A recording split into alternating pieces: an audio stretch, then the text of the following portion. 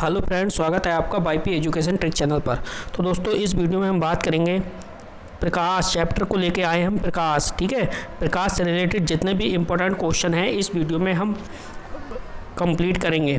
तो आपको बताना चाहेंगे कि आप हमारे चैनल पे नए हैं या अभी तक आपने हमारे चैनल को सब्सक्राइब नहीं करा है तो आप नीचे रेड कलर के सब्सक्राइब बटन पे क्लिक कर लें और बराबर में बेल आइकन की घंटी है उसको भी प्रेस कर लें। इससे क्या होगा कि जब भी हम वीडियो को अपलोड करेंगे तो उसका नोटिफिकेशन सबसे पहले आपके पास पहुँच जाएगा। देखिए, प्ले लिस्ट हमने बना दी है आपकी यूपी कैडेट के एग्ज़ाम को लेकर। यूपी कैडेट की आप प्ले लिस्ट पे जाइए, वहाँ से आप अच्छे से एक एक करके पॉइंट को पढ़ते रहिए। देखो, ये फिजिक्स है, इसमें जो चैप्टर का नाम है वो है प्रकाश। प्रकाश से जितने भी महत्वपूर्ण क्वेश्चन बनेंगे वो हमने इस पीडीएफ में पूरा सेट कर रखा है। आप वीडियो को शुरू से लेकर लास्ट तक देखना। वीडियो पसंद आती है वीडियो को लाइक करना और वीडियो की लिंक को अपने सभी दोस्तों में शेयर करना, ताकि हर बच्चा घर बैठे अपनी अच्छे से तैयारी कर सके। रोज़ाना क्लास आपको 8 बजे मिलेगी, रात 8 बजे। देखो, इसमें सबसे फर्स्ट हेडिंग है वो है निकट दृष्टि दोष। तो इसको समझते हैं। निकट दृष्टि दोष को कहते हैं मायोपिया। दूसरा नाम क्या है? मायोपिया। इस रोग में निकट की वस्तु तो स्पष्ट दिखाई देती है लेकिन दूर की वस्तु स्पष्ट रूप से दिखाई नहीं देती। इसके निवारण के लिए अवतल लेंस का प्रयोग किया जाता है। अब यहाँ से पेपर में क्वेश्चन ये पूछा जाता है कि आप ये बताओ निकट दृष्टि दोष के लिए कौन से लेंस का प्रयोग किया जाता है। तो आपका आंसर हो जाएगा अवतल लेंस का। निकट दृष्टि दोष में किस लेंस का यूज होता है? वो होता है अवतल लेंस का। दूसरा, इसकी परिभाषा भी पता होनी चाहिए। देखो, सीधी सीधी बात है, जब भी निकट की बात करें तो आपको ध्यान रखना है कि भाई निकट दृष्टि दोष में निकट की तो वस्तु स्पष्ट दिखाई देती है लेकिन दूर की वस्तु स्पष्ट रूप से दिखाई नहीं देती है, और इसके निवारण के लिए अवतल लेंस का प्रयोग किया जाता है। यहाँ से क्वेश्चन बन सकता है लेंस से, तो ये आपको ध्यान रखना है। अब देखिए, अगला पॉइंट की ओर चलते हैं। अगला पॉइंट देखो क्या है। अगला पॉइंट है नेत्र लेंस की फोकस दूरी घटने के कारण वस्तु का प्रतिबिंब रेटिना के आगे बनता है।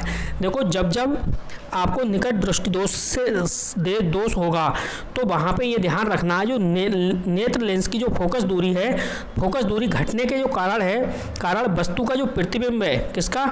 वस्तु का जो प्रतिबिंब है वो रेटिना के आगे बनता है। ठीक है, रेटिना के कहाँ पे बनता है? आगे बनता है। ये बात आपको ध्यान में रखनी है। अगर इसकी थ्योरेटिकल क्लास आपको चाहिए तो देखो, मैंने प्लेलिस्ट बना दी है क्लास 11 एग्रीकल्चर की। 11 AG की जो प्लेलिस्ट है वहाँ से आप आराम से पढ़ लीजिए। वहाँ पे डिटेल में मैंने बहुत अच्छे से इसको समझा रखा है। ठीक है, यहाँ सिर्फ शॉर्ट नोट और वही पॉइंट मैं समझा रहा हूँ जो पॉइंट आपके एग्जाम में पूछे जाएंगे। तो समझिए इस पॉइंट को भी। दूर दृष्टि दोष जिसे कहते हैं हाइपरमेट्रोपिया। दूर दृष्टि दोष हाइपरमेट्रोपिया। इसे चाहे तो आप बोलो हाइपरमेट्रोपिया या बोलो दूर दृष्टि दोष, बात एक ही है। इस रोग में क्या होता है? नज़दीक की वस्तु स्पष्ट रूप से दिखाई नहीं देती किंतु दूर की वस्तु स्पष्ट दिखाई दे पड़ती हैं। जब भी दूर दृष्टि दोष की बात होगी तो ध्यान रखना, दूर की वस्तु तो स्पष्ट दिखाई देती हैं परंतु निकट की जो वस्तु होती हैं वो स्पष्ट दिखाई नहीं देती। इसके निवारण के लिए उत्तल लेंस का प्रयोग किया जाता है। किस लेंस का? उत्तल लेंस का। अब आपको यहाँ पे ध्यान रखना है कि जब हमने निकट दृष्टि दोष पढ़ा था तो उसमें अवतल लेंस का यूज हुआ था। अब ये दूर दृष्टि दोष है तो दूर दृष्टि दोष में होगा उत्तल लेंस का प्रयोग। तो यहाँ पे उत्तल लेंस का प्रयोग होता है, ध्यान रखना है। अब देखो, इसमें एक पॉइंट और आपको ध्यान रखना है भाई, नेत्र की फोकस दूरी बढ़ने के कारण वस्तु का जो प्रतिबिंब है वो रेटिना के पीछे बनता है। अब देखो, यहाँ पे रेटिना के पीछे बनता है जबकि निकट दृष्टि दोष था तो वहाँ पे क्या था? प्रतिबिंब बन रहा था रेटिना के आगे। तो ये पॉइंट आपको ध्यान रखना है। चलिए आगे चलते हैं, नेक्स्ट समझिए। अगला पॉइंट है जरा दृष्टि दोष। जरा दृष्टि दोष का दूसरा नाम है बेस बायोपिया। इसमें क्या होता है? देखो, अधिक आयु होने पर ना तो दूर की वस्तु स्पष्ट दिखाई देती है और न ही पास की। ऐसी स्थिति को जरा दूरदर्शिता या जरा दृष्टि दोष कहते हैं। इस दोष के निवारण के लिए द्विफोक्सी लेंस का प्रयोग किया जाता है। अब यहाँ पे सीधे सीधे ध्यान रखना है भाई, जब जरा दृष्टि दोष होगा तो जरा दृष्टि दोष किस एज में होता है? जब एज किसी की मनुष्य की अधिक हो जाती है। तो अधिक एज हो जाने के कारण वस्तु उसे ना तो पास की दिखाई देती है और ना ही वस्तु दूर की दिखाई देती है। ठीक है, तो इस दोष के निवारण के लिए द्विफोक्सी लेंस का प्रयोग किया जाता है। अगला जो पॉइंट है वो है, अगला पॉइंट समझिए, अगला पॉइंट है इसमें अबिंदुकता। अबिंदुकता इसे बोलते हैं एस्टिगमेटिज्म। देखो इसमें व्यक्ति सभी दिशाओं का मतलब है ऊपर नीचे दाएं बाएं में एक समान रूप से नहीं देख पाता है। ठीक है, अबिंदुकता में क्या होता है, इसमें व्यक्ति सभी दिशाओं में ऊपर नीचे दाएं बाएं में एक समान रूप से नहीं देख पाता है। इस रोग के निवारण के लिए बेलनाकार लेंस का प्रयोग किया जाता है। कैसे लेंस का? बेलनाकार लेंस का प्रयोग किया जाता है।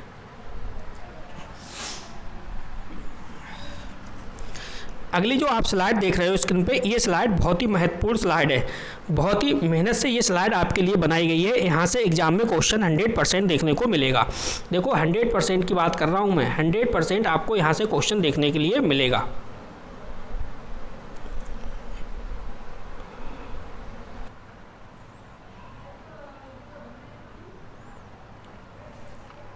चलिए समझते हैं स्लाइड के लिए। तो प्रकाश से संबंधित विभिन्न परिघटनाओं के कारण, अब यहाँ से क्वेश्चन कैसे बनता है ये मैं आपको बता रहा हूँ। जैसे क्वेश्चन ये बन गया, क्वेश्चन आपसे पूछेगा कि पानी में पैदा हुए बुलबुले का चमकना किस प्रकार का परावर्तन है, तो आपका आंसर होगा पूर्ण आंतरिक परावर्तन है। पूर्ण आंतरिक परावर्तन के कारण पानी में पैदा हुए जो बुलबुले हैं उनका चमकना, इसी कारण से वो चमकते हैं। अगला क्वेश्चन यहाँ से पूछेगा कि भाई ये बताओ हीरे का चमकना किस प्रकार का परावर्तन है, तो हीरे का चमकना भी पूर्ण आंतरिक परावर्तन है। क्या है? हीरे का चमकना पूर्ण आंतरिक परावर्तन है, और पानी में पैदा हुए बुलबुले का चमकना भी पूर्ण आंतरिक परावर्तन है। नेक्स्ट है रेगिस्तान की मरीचिका। ये स्टार लगाओ इस पे, ये क्वेश्चन कई बार एक पेपर में पूछा जा चुका है कि आप रेगिस्तान की मरीचिका है किस प्रकार का परावर्तन होता है उसमें, तो आप बताओगे पूर्ण आंतरिक परावर्तन होता है। वास्तविक सूर्योदय से पहले सूर्य का दिखाई देना, यानी वास्तविक सूर्योदय से पहले सूर्य का दिखाई देना, ये अपवर्तन का एग्जाम्पल है। क्या है? अपवर्तन। अगला है तारों का टिमटिमाना। तो जो तारों का टिमटिमाना है ये भी क्या है? अपवर्तन है। किस प्रकार का परावर्तन है? ये अपवर्तन है। ठीक है। आकाश एवं समुद्र की नीला रंग, आकाश और समुद्र का नीला रंग जो है वो प्रकीर्णन के कारण होता है। आकाश एवं समुद्र का नीला रंग जो होता है वो प्रकीर्णन के कारण होता है। खतरे के निशान का लाल रंग, तो खतरे के निशान का जो लाल रंग है वो प्रकीर्णन जो है वो लाल रंग के लिए सबसे कम होता है। ठीक है, लेकिन इसमें होता क्या है? खतरे के निशान का लाल रंग होता है इसमें प्रकीर्णन के कारण। अगला जो पॉइंट है उसे भी समझते हैं। अगला पॉइंट है इसमें सूर्योदय और सूर्य अस्त के समय सूर्य का लाल रंग। तो भाई सूर्योदय, जब सूर्य उदय होता है तब, और जब सूर्य अस्त होता है उस समय सूर्य का जो रंग है वो लाल होता है। तो ये किसके कारण होता है? अन्य रंग के प्रकाश का प्रकीर्णन अधिक तथा लाल जो प्रकाश है उस वो न्यूनतम प्रकीर्णन के कारण होता है। साबुन के बुलबुले का रंग बिरंगा दिखना, अगर साबुन के बुलबुले हैं और वो रंग बिरंगे दिख रहे हैं तो ये व्यक्तिकरण के कारण होता है। व्यतिकरण के कारण। किसके कारण? व्यतिकरण के कारण। अगला जो पॉइंट है यहाँ से भी क्वेश्चन खूब पूछा जाता है कि आप ये बताओ इंद्रधनुष का दिखना। तो इंद्रधनुष का दिखना अपवर्तन, परावर्तन तथा पूर्ण आंतरिक परावर्तन द्वारा बड़ विक्षेपण है। ये आपको ध्यान रखना है।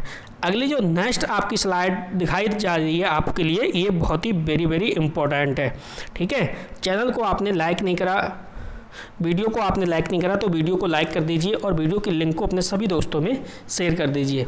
चैनल को सब्सक्राइब करके रखना, बेल आइकन की घंटी को भी प्रेस करके रखना। देखो परीक्षा की दृष्टि से महत्वपूर्ण क्वेश्चन है आपके लिए।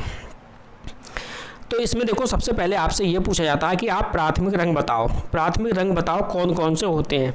तो देखो प्राथमिक जो रंग होते हैं वो है नीला, हरा और लाल। इन्हीं रंगों से मिलकर अन्य रंग बनते हैं। ठीक है, जो मेन रंग आपके हैं वो 3 हैं, नीला, हरा और लाल। 3 प्राथमिक रंग होते हैं। अब देखो ये ट्रिक आप ध्यान रखना है, विबग्योर। क्या ध्यान रखना है? विबग्योर आपको ध्यान रखना है। यहाँ से क्या होगा, यहाँ से आप सारे के सारे जो रंग हैं वो आप सीरियल वाइज याद रख पाओगे।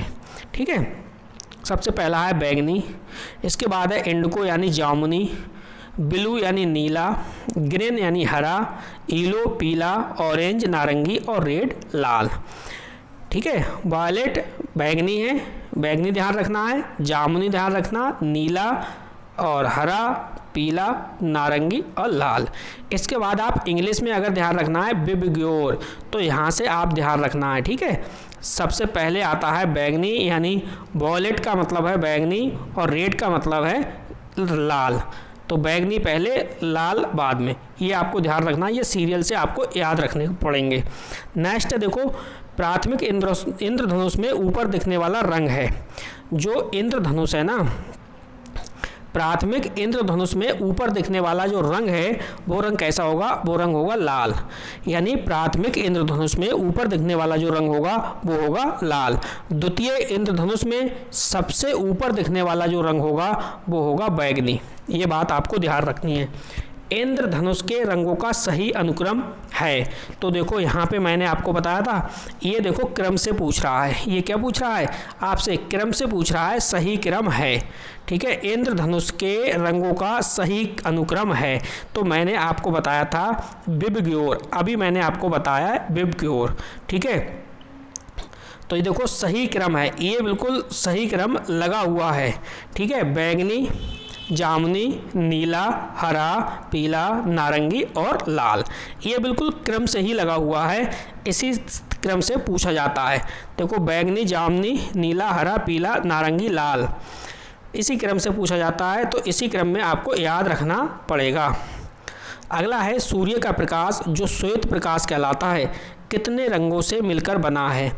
तो अभी देखो कितने रंगों से बनकर बना है सूर्य का प्रकाश, तो यहाँ पे देख लो कितने रंग हैं, 3 और 3 6 और 1 7। तो कुल मिला के जो सूर्य का प्रकाश है श्वेत प्रकाश कहलाता है। ये ध्यान रखना है, सूर्य का प्रकाश कैसा प्रकाश है, श्वेत प्रकाश है। सूर्य का प्रकाश जो है वो श्वेत प्रकाश है, और कितने रंगों से मिलकर बना है, तो ये 7 रंगों से मिलकर बना है। अगला पॉइंट है कि प्रकाश का रंग निर्धारित होता है, तो जो प्रकाश का रंग है वो निर्धारित होता है तरंगदैर्ध्य से। किससे, तरंगदैर्ध्य से। ठीक है, और तरंगदैर्ध्य का जो प्रतीक होता है वो क्या होता है, लैम्डा होता है, साइन क्या होता है, लैम्डा। अगला जो पॉइंट है वो है स्पष्ट दृष्टि की न्यूनतम दूरी कितनी होती है। यानी स्पष्ट दृष्टि की जो न्यूनतम दूरी आपसे पूछ रहा है वो कितनी होती है, तो आप बताओगे 25 सेंटीमीटर। कितनी होती है, 25 सेंटीमीटर। अब जो अगला पॉइंट आप स्क्रीन पे देख रहे हो, ये बहुत बार पेपर में पूछा गया है, तो इस क्वेश्चन पे आप स्टार लगा सकते हैं।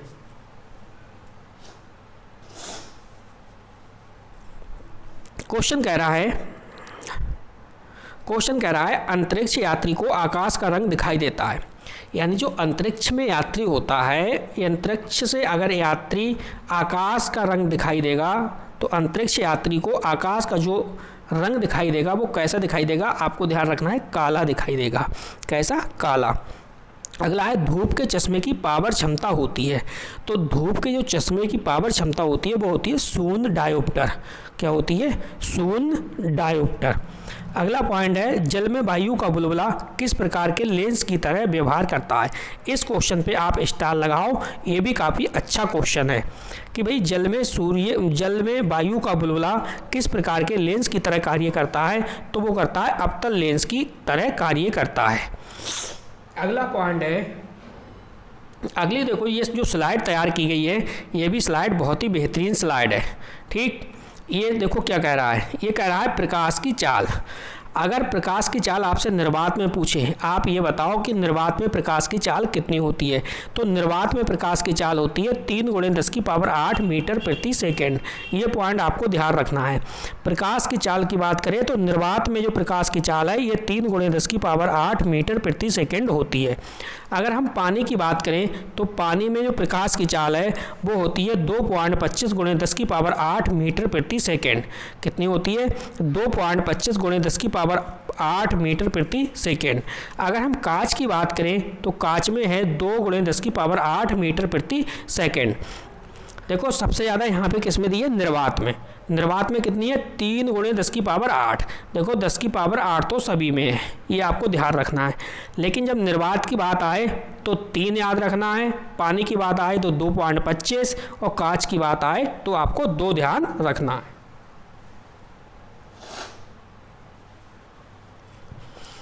चलिए चलते हैं अगला क्वेश्चन की ओर।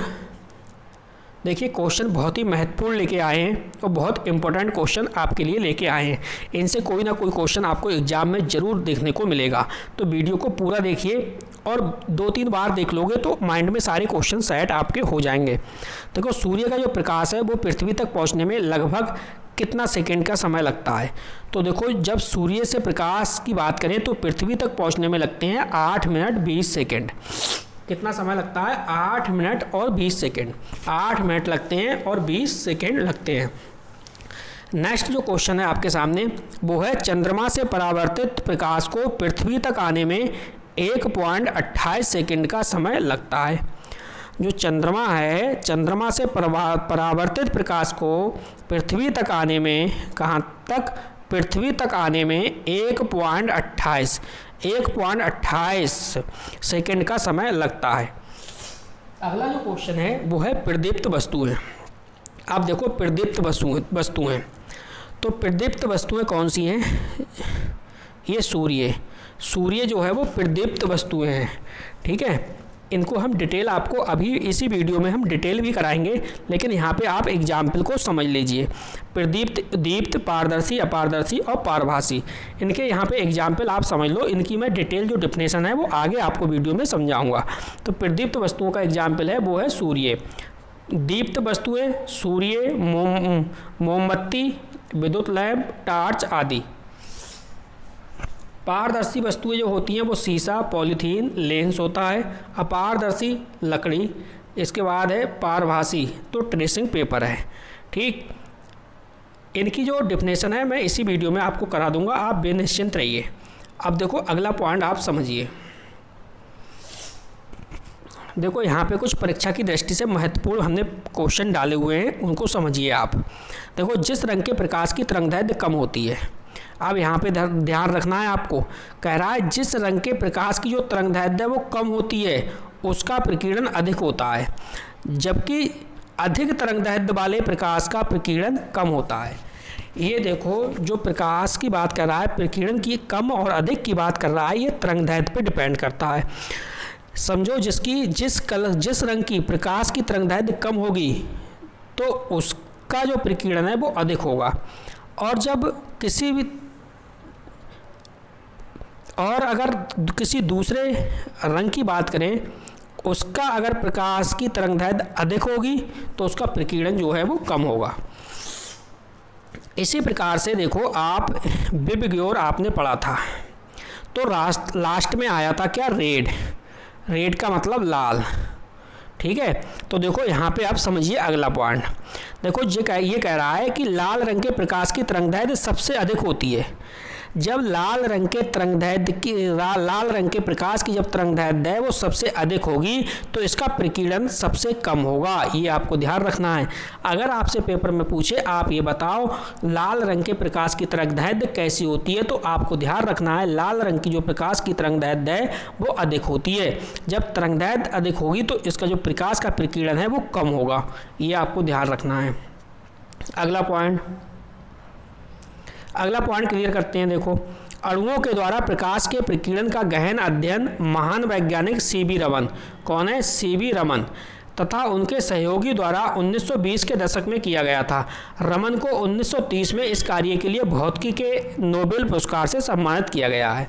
देखो सीवी रमन के लिए भौतिकी में नोबेल पुरस्कार से सम्मानित किया गया है, तो सन आपको ध्यान रखना है 1930 में। कब, 1930 में। अगला पॉइंट आप समझो। अगला पॉइंट देखो यहाँ पे दे रखा है आँख, तो इसके बारे में समझिए। देखो आँख जो है वो शरीर का एक महत्वपूर्ण अंग होता है जिसकी सहायता से क्या होता है, वस्तु को देखा जाता है। तो बिल्कुल सही है, आँख जो है वो शरीर का महत्वपूर्ण अंग है जिसकी सहायता से वस्तु को देखा जाता है। अब देखो आपने सुना होगा कि नेत्रदान करना, तो भाई नेत्रदान जब मनुष्य करता है तो उसमें क्या चीज़ दान की जाती है, तो आपको ध्यान रखना है नेत्रदान के समय मनुष्य कॉर्निया का दान करता है। किसका दान करता है? मनुष्य कॉर्निया का दान करता है। अगला पॉइंट है रेटिना पर वस्तु का प्रतिबिंब उल्टा व वास्तविक बनता है। रेटिना पर जो वस्तु का जो प्रतिबिंब है वो उल्टा तथा वास्तविक बनता है। अब इस पॉइंट को आप स्टार करके लिखिए या नोट करके लिख लीजिए, ये काफ़ी अच्छा पॉइंट है। देखो जो मानव नेत्र की स्पष्ट दूरी की न्यूनतम दूरी की बात करें, न्यूनतम दूरी है वो 0.25 मीटर या कह सकते हो आप 25 सेंटीमीटर होती है। ये कई बार पेपर में पूछा गया है।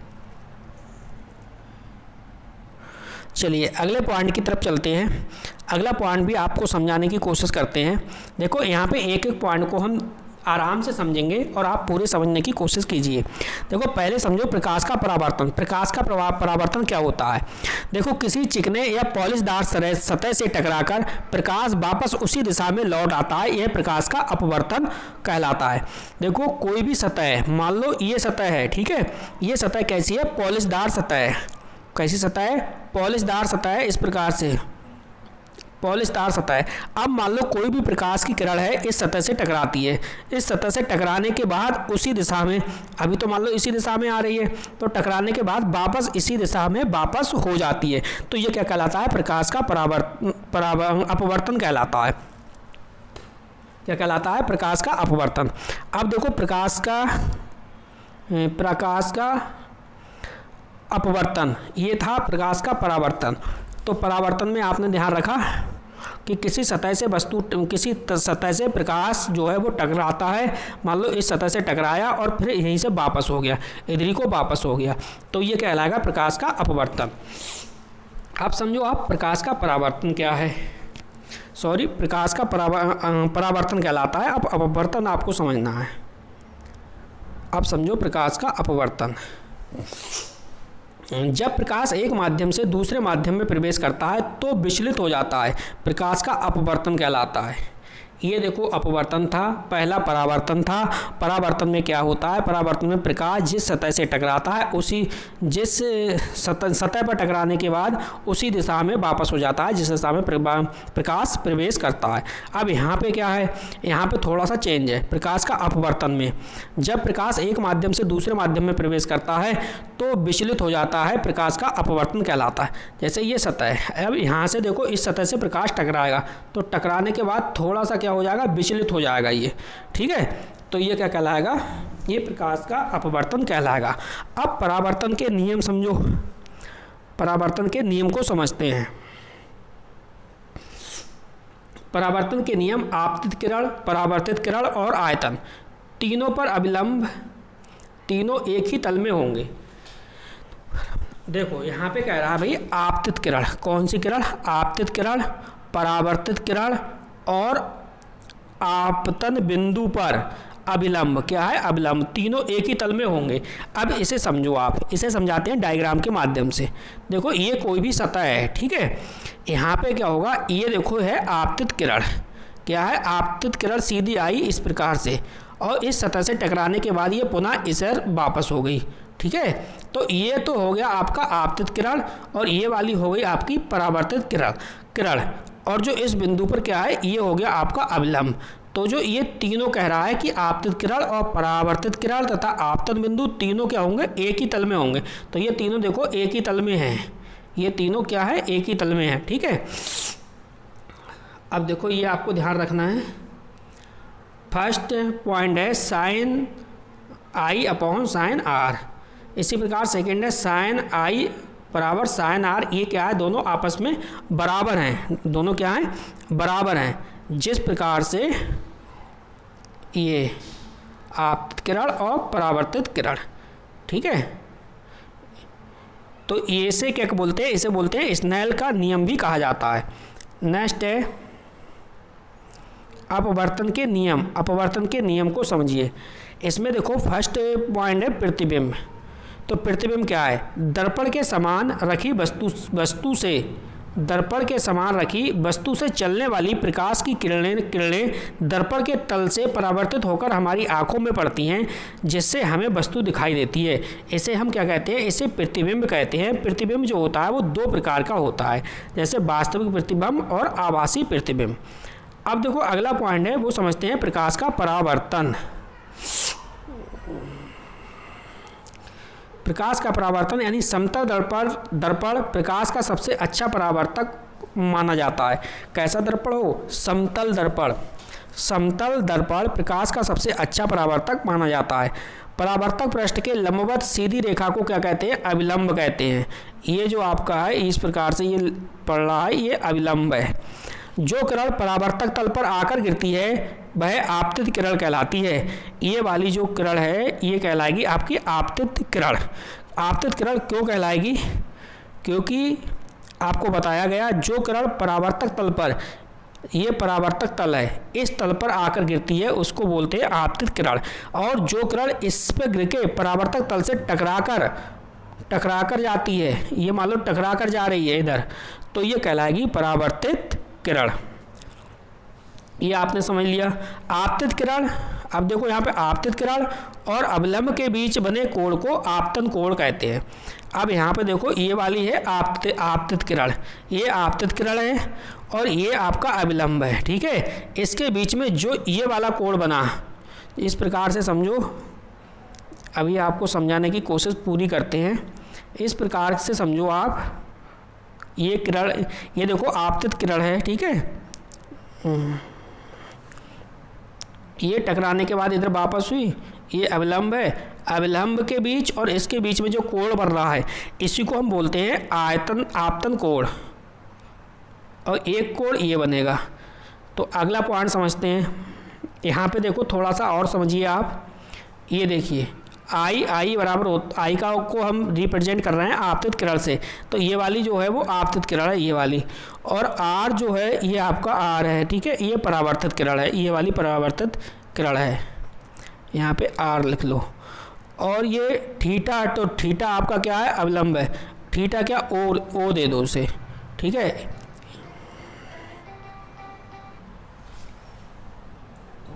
चलिए आगे समझते हैं।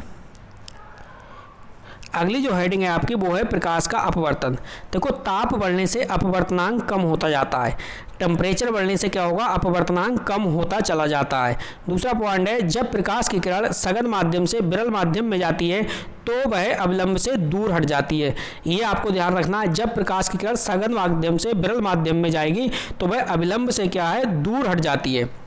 अगला पॉइंट है किसी माध्यम का अपवर्तनांक भिन्न भिन्न प्रकाश के रंगों के लिए अलग अलग होता है। लाल रंग का अपवर्तनांक सबसे कम होता है और बैंगनी रंग का अपवर्तनांक है वो सबसे अधिक होता है। ये पॉइंट, इस पॉइंट पे आप स्टार लगाओ और लिख लो कॉपी में, ये काफ़ी इंपॉर्टेंट पॉइंट है। लाल रंग का क्या कह रहा है? अपवर्तनांक सबसे कम होता है और बैंगनी रंग का जो अपवर्तनांक है वो सबसे अधिक होता है, ये आपको ध्यान रखना है।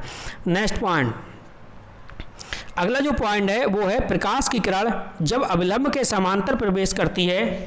प्रकाश की किरण क्या कह रहा है? प्रकाश की किरण जब अविलंब के समांतर प्रवेश करती है तो पथ में कोई परिवर्तन नहीं होता।